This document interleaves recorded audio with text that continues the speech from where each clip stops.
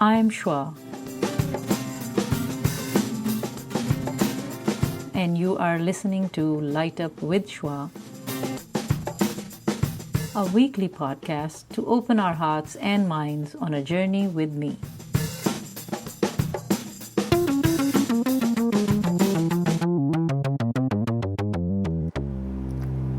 Hi, my name is Shwa, and I am the host and founder of a podcast called Light Up with Shwa. It's on conscious living and parenting, and I do discuss other, themes in this program. I would love to introduce my guest today. She is an amazing speech pathologist, if I am not wrong, and she will introduce herself. But before I introduce her, I would like you to say, I hope you have subscribed to the podcast, Light Up with Shwa. It is on YouTube to watch and listen, and you can find us on iTunes, TuneIn Radio, and Spotify. And you can connect with me on Twitter, LinkedIn, Instagram, or Facebook.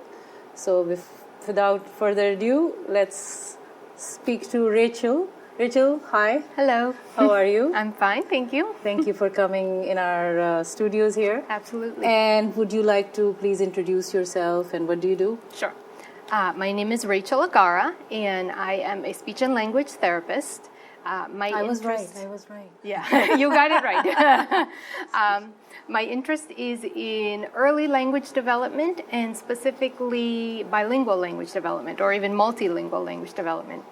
So I studied at a few different universities to get to the place where I am today, and I continue to have fun watching kids learn languages, and hopefully more than one. So speech therapist and language therapist are two different things? It's the same. The title is speech language therapist. Oh, speech language therapist. Speech language pathologist is the way we typically say it in the United States. Okay. But around the world, what a speech and language pathologist does is works with human beings who have some barrier to effective communication with other people.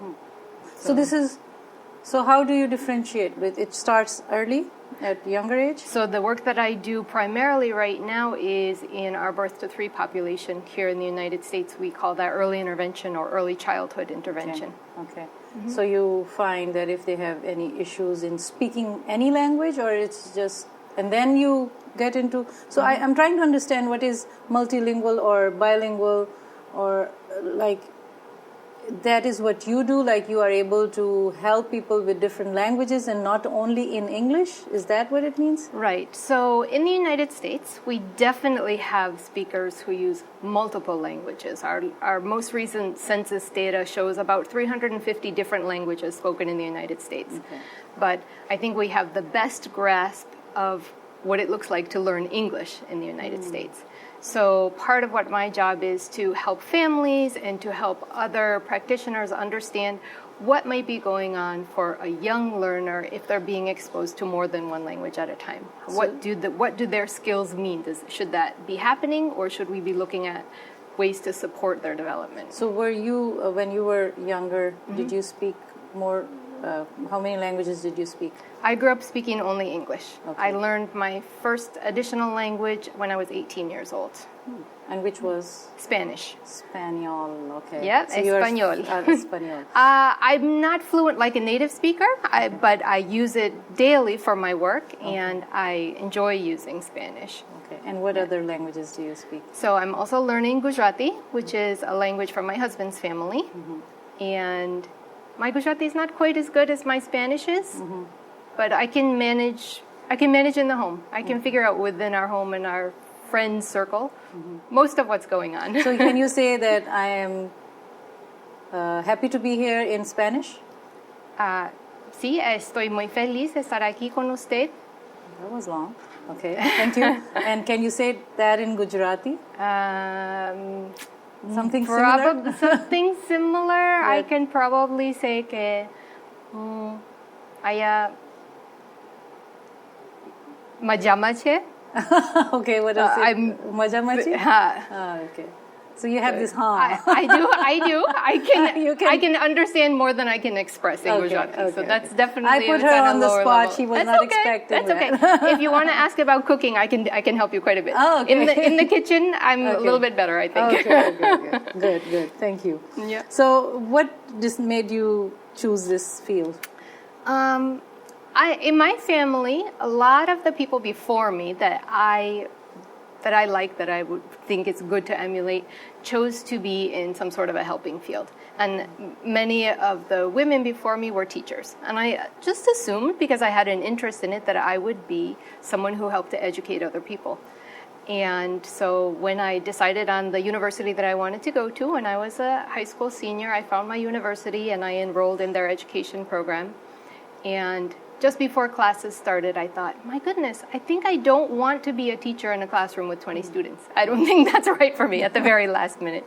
So I changed to something that I also thought would be interesting. It's a helping science. It is in education, but for me, it's a nice marriage of linguistics and medicine and education all together. Nice. So it was the right fit for me. So would you say that you enjoy it? Like Absolutely. You love it? Yeah. So that's good. So you love it and that's why you're in it. So people should do what they really like and enjoy to do, right? I think I'm lucky in that I found that. I figured it out. I don't think it's easy for everyone to find that sometimes. Okay. Thank you for that. Yeah. So let's begin with some parenting questions. I know that you are a parent. I am. And you have 2 boys. Yeah. And they are 6 and 8. So how do you manage your work and...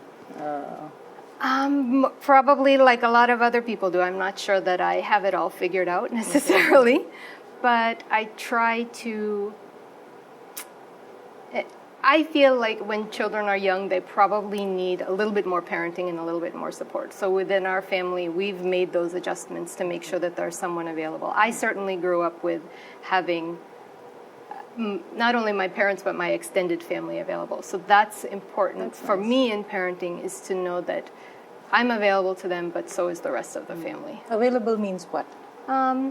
Well, right now in our lives, there's a lot of pick up and drop off and driving around and making sure that they are able to meet their friends and do activities. So sometimes availability is a driver, but also when they're ready to have a conversation, when they're ready to learn, if they we're certainly at a place now where they don't necessarily need help every day with getting dressed, getting their basic needs met. At 6 and 8, they're they still need some, but we have some shining moments where they can also do it by themselves. That's nice. And so we're making that transition to some independence. So how do you spend your time with them? How do I spend my time? Oh, a lot of it is, I have 2 sons and they're 2 different people. So it really depends on what their interests are, I think. Sometimes one of them really loves to bake with me, and I love to do baking. It makes me feel like I've accomplished something at the end of the task. Another one is really interested in reading, so sometimes we get together and we do a lot of nighttime reading. I think that's probably one of my favorite things with them, is nighttime reading. Do you pay too much attention on their language because of being who you are? I'm interested, absolutely. That's a good question. Can you get annoying for them, or you are just... I think that I'm most interested in observing what's happening, because maybe I'm a little bit more of a researcher. I'm concerned about it, and I want to make sure I give them all the right inputs so that they have lots of opportunities to learn. But I think it's fun to watch them learn. So have you introduced them to other languages? Absolutely, yeah. How many? So right now, when my first son was born, we did a lot of reading in Spanish because it was available and I had a little bit of time. And I think any other parent who hears me say this will understand that once you have more than one child, your time commitments change and your availability changes. And we sort of shifted to the language that was most available within the family and the one that they might identify with the most. So we put some more emphasis on Gujarati language, which they've both been interested in and picked up on, and it's available to them in their environment. Nice. So do you think you were ready to be a parent when you decided to be a parent? At the time, I thought I was, yes. And I think we did decide to become parents. Did you train yourself or prepare yourself? I felt like my education was part of the preparation for it. Okay. I'm not sure now in retrospect if I can say I was ready. I don't think any parent knows exactly what they're getting into until it happens. Good. So how do you manage that if you find surprises while you are being a parent? Day to day. Day to day? Okay. Probably. Okay. Yep. I look to my network. I look to my family and our friends to help out. That's good. And try and remind yourself to stay as healthy as you can so that when the next thing comes up, you can take care of it. So is parenting about you or the child? Both. Both? Yeah. How? There are days when I feel like if I don't get it right, who else is going to? There is no one else for these individuals who is as invested as I am. And there are days when I think if I don't step back from this a little bit, they won't be able to come in and become an individual. Okay. So you do let them be on their own, like be their own selves. I try to. Okay. So you're not an authoritative parent? Would you? When it's necessary, I am. Well, necessary. That's a very when I think it's necessary. Ambiguous word. Okay, necessary. Well, okay. Let me challenge you a little more. When the bus is coming down the road and I need them to be on the bus, I may become a little more authoritative. Like, okay, come on, let's Exactly. we all do that. Yeah. Okay. But they are usually on time, right? No. Sorry. Okay. All right. So, how did you feel when you were growing up with your parents? I think I had a very happy childhood. You did? I felt very safe. I felt like we had everything we needed. So that's nice. A blessing. Yeah, that's a blessing. Absolutely. So I'm sure that's what you give to your children. I hope so. Yeah. I hope so. So, do they complain about you in any form or shape, your children? My children? Yeah. Sure. Right. Sure, I think they're normal people. So, are the complaints more than? Do they appreciate? Let's put it this way. I think so. Yes. They do. I think How? so. I feel that they do. I think they know that mom and dad are saying doing or their best. Doing something. Both. Oh, okay. And I think they learn to do that by seeing the rest of us in the family also appreciate each other. Can you give an example? Something that people can relate to? Sure, they can. I think they can tell when the day has gotten long for us in our family and we're trying to get the last things done and sort of start to relax, and they can see on mom's face if she's preparing to relax or if she's feeling agitated, and they'll come over and give me a hug. Oh, or nice. They say, "Oh, Mom, don't worry." Do they offer like, we will do this, don't worry, or something? Yes. Okay, Yeah. that's nice. That's nice. So which role do you like? Being what your profession is? You're being a mother, being a wife? Both. Okay, both. Which one? I think I'm happy in all the roles that I get to play really? in my life right now. Which role do you do not like? Or prefer less? Let's put it this way. I think whichever one is making me feel the most stress at the moment. You know, if So it changes. Yeah. Okay. If someone in my family is sick, then I feel a little bit more stress about that situation. Or if there's something that I need to get done for work and I know I have to put everything else aside, then maybe that becomes a little more difficult balance. So how would you rate yourself as a parent? What's my scale? 1 to 10? 1 to 10, let's put it this way. Most times I think I could maybe come out at a 7. There are days when I'm pretty sure I'm close to 0 and it doesn't feel good, but we have all survived so far. Okay. So do you see that parenting is something that everybody should prepare for to become one, or do you think that we are naturally born, we have this instinct of being parent? I think it's very worthwhile for each person, if they find themselves in that situation, to think about whether or not they do want to be parents before it happens. And I know that's not true for everyone. Right. But I don't know that we can ultimately be completely prepared. I think it changes over time. Even if you're prepared for the first week after they're born, you're not prepared for the second week. Wow. Okay, good. It's good to admit and acknowledge. Yep. That's wonderful.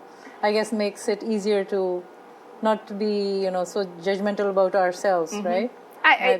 We can say it. I don't. It's still hard, maybe, to pull back the judgment, though. Okay. I still feel like I judge. Okay. Okay. All right. So, are your children and you now? I can see that you have an intercultural marriage. So, So the faiths are different too. So I was. My husband comes from a background of Hinduism. My mother's religious background is Christian, and my father's family background is Jewish. Oh, so interesting. Already yeah, exactly. Already growing actually. up for me, there were bridges that need to be built and crossed, and I think I understood some of it. I was exposed a little to each kind of faith growing up. I probably had the most exposure to Christianity. You need to add a Muslim now into your there we sphere go. because then you will become Abrahamic faith, intercultural there we interfaith, go. right? That would be fine. Right. So do you teach your children about these faiths or any other faiths? So for me, I think my own personal faith is very individualized. Okay. So you practice Christianity? Or not in the way that probably other Christians practice, Okay. but nor do I think it's fair to say that I practice Judaism. Oh, okay. I feel like I have been introduced to lots of different ways of being spiritual and being faithful, and maybe I've selected from the menu. But yes, it was important to me, knowing when I was getting married, I felt it was very important for my children to have a strong faith exposure. And even if it was to a single one, that was okay for me. Because I feel like it's very guiding in life, and I think that's helpful. Right. So I'm thinking, so you must be an open person in order for you to go into a different faith and culture and all.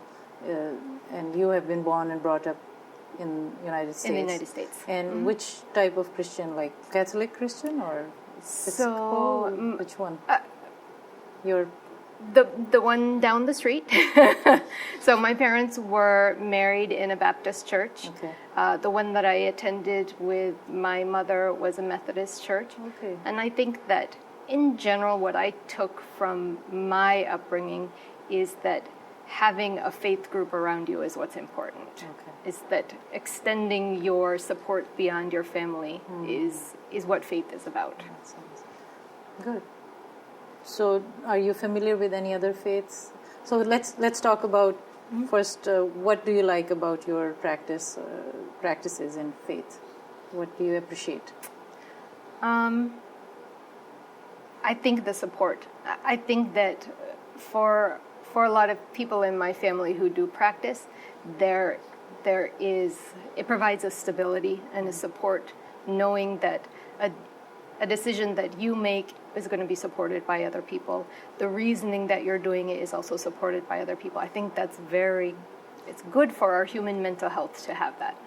Good, nice, good to know that.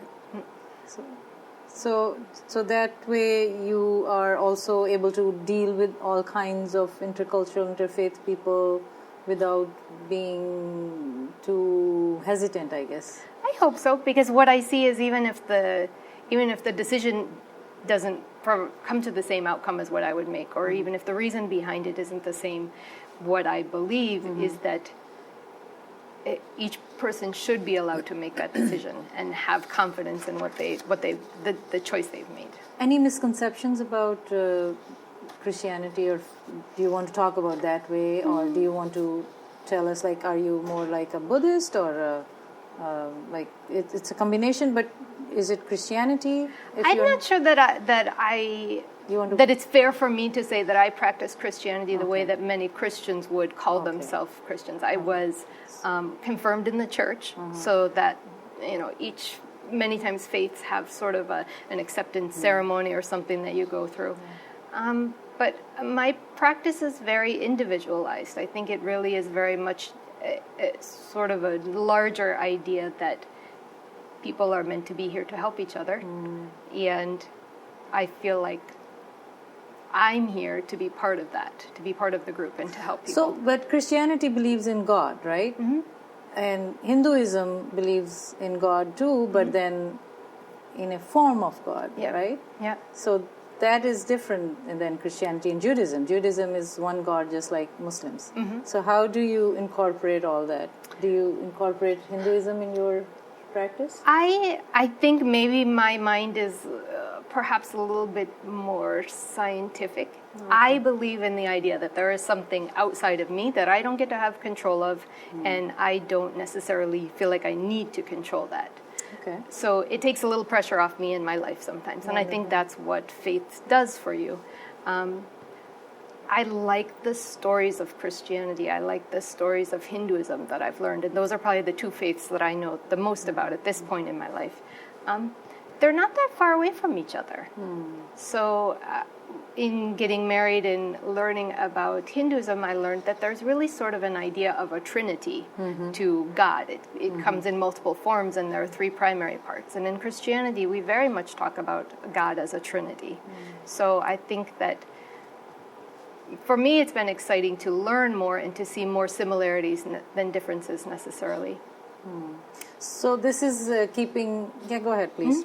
Keeping your relationship with these faiths, and you seems like that you are you give importance to relationships, right? Yeah. So so what is the key to keep a good relationship? Oh, if I knew that. Well, you are keeping all these relationships. I'm trying to, sure. There must be something that you're doing right. Otherwise... Patience, I guess. Okay. Listening, trying to understand someone else's point of view, so I think is listening important. is such a common, habit, and also this word keeps coming from every guest that I ask. That it's important. That's why I want to point it out. That listening and patience, not very many people say, but yes, that is important.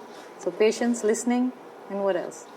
I think that throughout my life, probably what my faith comes from is a constant redefining of what I think is important and what I hope from people around me.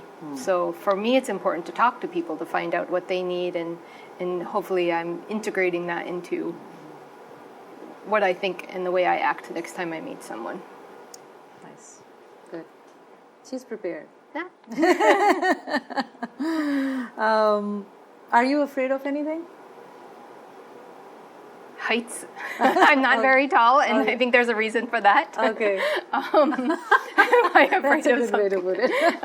Okay. I'm afraid. I think that something that does make me uneasy, and this has always been from the time I was a little girl, is to have someone think poorly of me. Oh. So then does that make you a people pleaser? I think so. Probably. Oh, okay. So would that exhaust you? Sure does. Yeah, absolutely. Okay. And in my quest to sort of redefine who I am and who I think about, it also makes me think, should I please other people or should I be pleasing myself? What's the balance? Exactly. Yeah. Okay. I would like to explore that more, but I will not do that at this time, I think. Okay, so let's get to the last leg of questions.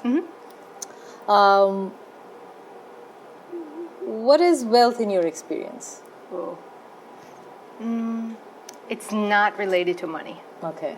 It is, wealth definitely is related to a sense of physical well-being and mental well-being for me. For you? Yeah. That's nice. What is the value of gratitude in your life? That's something that I'm currently working on now. I think gratitude is something that's probably really important for everyone. I think that we have some... I'm very research-based. I look at science a lot. I think it guides me. And I know that there are a lot of studies recently that show people who really experience gratitude or practice it can achieve that mental well-being. I think I'm still working on that personally. I'd like to continue to. So working on what? Like to be making sure that I can feel grateful, that I can see what does make me happy, and maybe let go of the things that make me feel too thoughtful sometimes. Okay. Thank you. Yeah. Are you conscious about the environment? Do you care about recycling? And I try to. I try to recycle. Okay. Yeah. Do you reduce and then recycle, or do you recycle? I think I have a balance. I think we try to. I am very aware, because I've lived in many different places, of my own lifestyle choices and how that impacts the environment. I try to do the best that I can, and still function throughout the day and all the tasks that I'm being asked to do for my job, for my family. So, being scientific, do you believe that there is an issue with the environment? I think that there probably is. There's probably something that we can do. I think any move that we make, and I think this is both scientific and philosophical, any choice that we make will have some sort of an impact. So if we can make a choice that we think has a healthy impact, that would be a nicer choice to make. So can you give an example of a good, healthy choice that you make which contributes to the environment? To the environment. Yeah.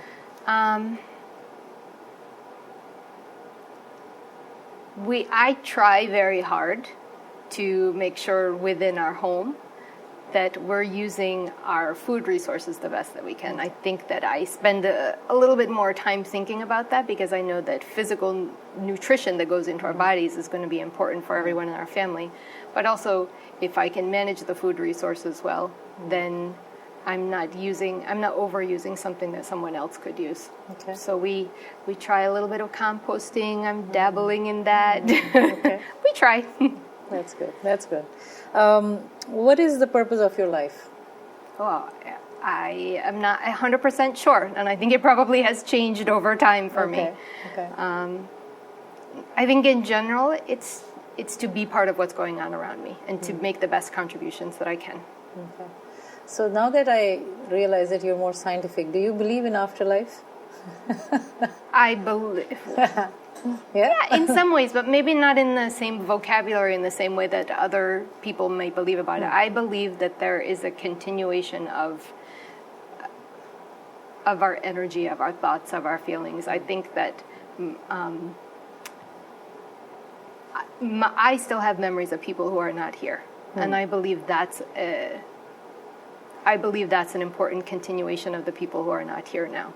So that's satisfying for me, at least in my individual faith, to know that if I can do right by someone now, then that contribution might last longer than my physical being here. Nice. So I try. Good.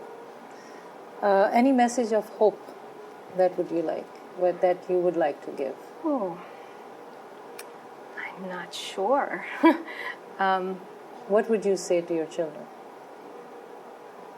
What would I say to my children? That they're very loved. That they're here because people wanted them to be here, and that we're giving them the best that we have, and we hope that they would continue that. So how do you start your day? With hope, or with you have a schedule that you... My day starts. It starts in brief, pretty. Because we are ending. Yeah, but I just wanted to see it starts pretty similarly each day. For me, it's a physical wake up. Okay. I do have to break the fast in order to make my day start.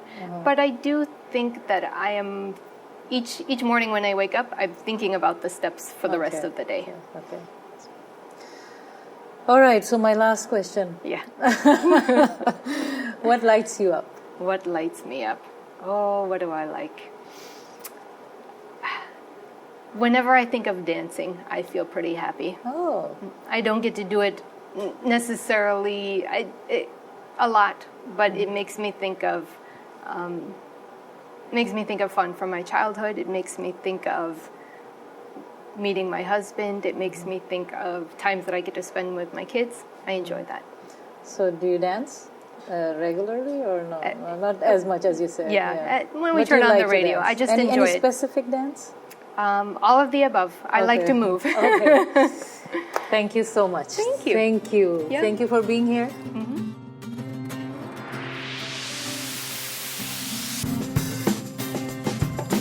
Thank you for staying with me through this exciting episode. Please don't forget to subscribe and stay tuned for the next episode of Light Up with Shwa.